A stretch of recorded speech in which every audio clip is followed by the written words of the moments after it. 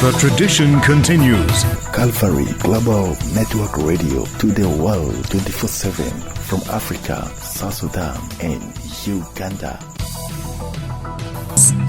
The United Nations Office for the Coordination of Humanitarian Affairs says the last lifeline for civilians in Gaza City is collapsing as Israel escalates its military assault in the area.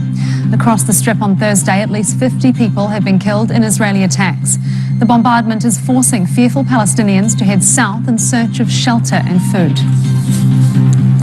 The United States has once again vetoed a UN Security Council resolution demanding an immediate ceasefire in Gaza. The resolution also called for the lifting of Israeli restrictions on humanitarian aid entering the enclave and for the immediate release of all hostages still held in Gaza. Riyad Mansour, the Palestinian envoy to the UN, condemned the veto.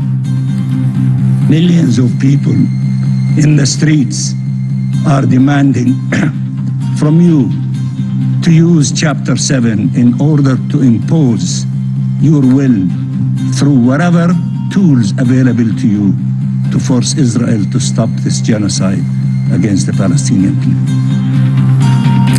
Israel's army has carried out airstrikes on 3 towns in southern Lebanon, claiming to have been targeting Hezbollah. This comes after Israel issued orders for people in some villages in the south to leave their homes. Israel has repeatedly struck southern Lebanon in violation of a ceasefire agreed last November. French unions say more than 1 million people have joined protests against President Emmanuel Macron's austerity draft budget, causing widespread disruption. Clashes on the streets forced public transport to a halt and schools to shut down. Protesters took direct aim at Macron, whose appointment of his 7th Prime Minister last week, who promised a break from past policies, has done little to calm public anger. A special court in Colombia has sentenced 12 former soldiers over the extrajudicial killings of 135 civilians during fighting with FARC rebels. They've been sentenced to 8 years of reparations work.